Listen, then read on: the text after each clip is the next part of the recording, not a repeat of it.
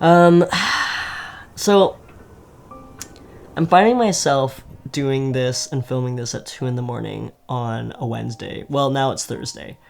Um,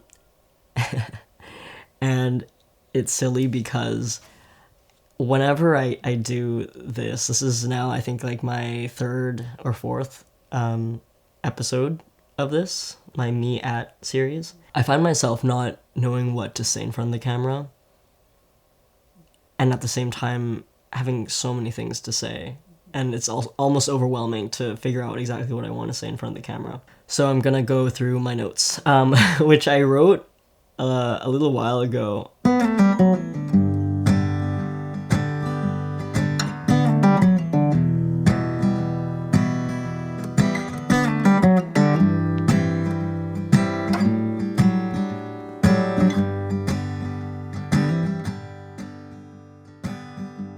I got to skydive this year, which is something that I've been planning for just about a year, and it was like so freaking awesome. The one thing that was like very, very scary for me skydiving was when the door swung open and you can see like the earth like 10,000 feet below you.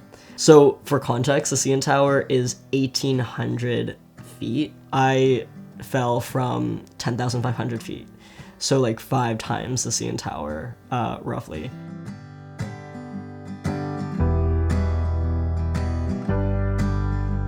These are the songs that I am listening to. Doomsday by Lizzie McAlpine. Femininomenon, that word, by Chapel Rowan.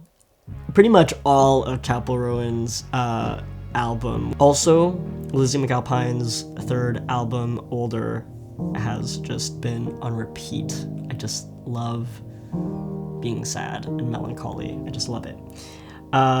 Live Like You Are Dying by Tim McGraw. And then in brackets, this is mainly because I went skydiving, LOL. I went skydiving. Another cool thing that happened this year was that I got my first cat. His name is Nar. I love him. Maybe you've seen him on my social media. I love him. He's awesome. He's amazing. If you play specifically League of Legends or know of it, you might know of the character Nar. So that is who my cat is named after. I love Nar. I've been wanting cat for a few years now, so it was one of those like cat universal distribution system sort of situations, and I'm really, really, really grateful for him.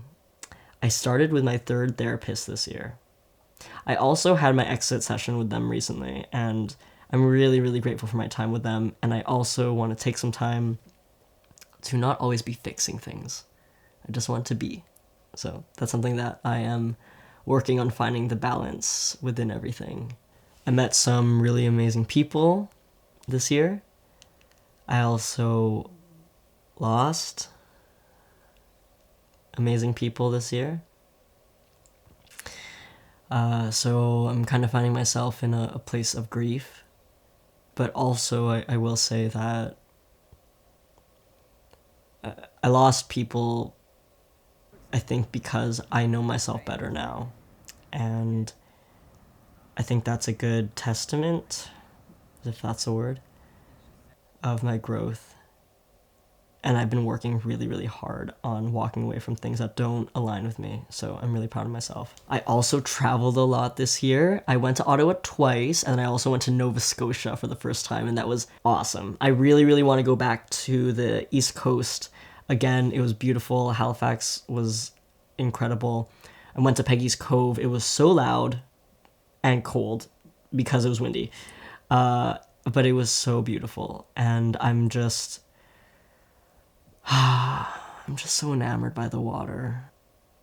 I got a chin-up bar, and my personal record, my PR, is 15 neutral grip chin-ups, which I'm really proud of.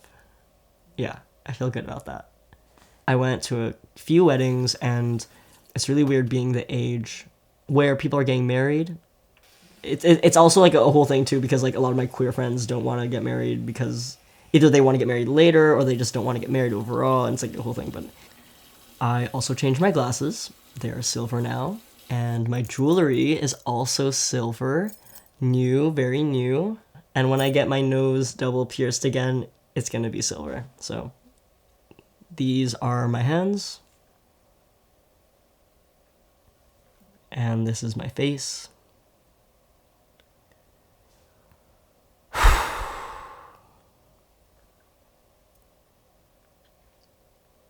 In terms of mental health, I have found to be both foggy and disconnected, and also the most stable I've ever been.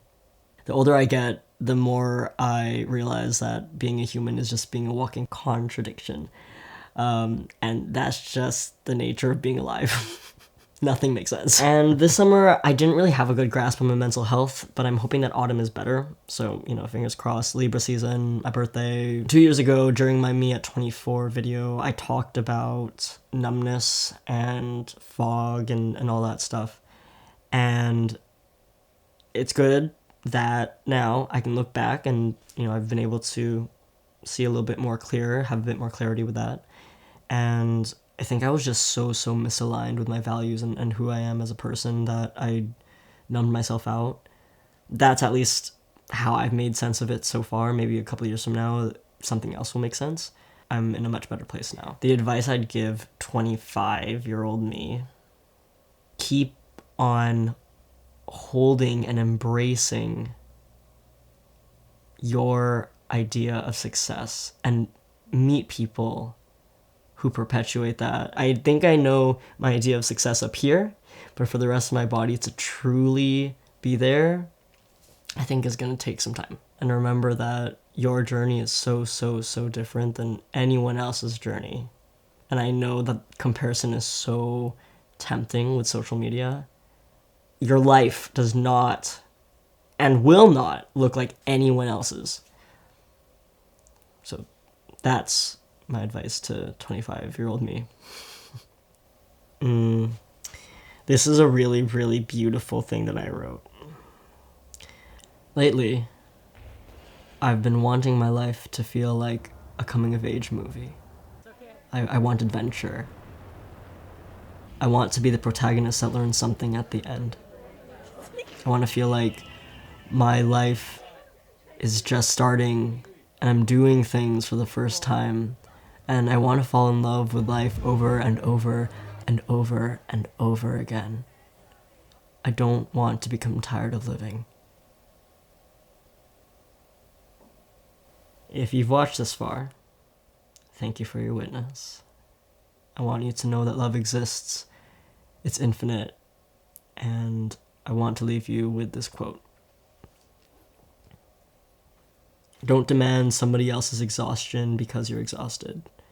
We have to want care and rest for others as much as we want it for ourselves. Refuse to welcome people into the same chains that hold you. We get free together. Cole Arthur Riley. I hope you remember that we all get free together. Wishing you blue skies. Love you.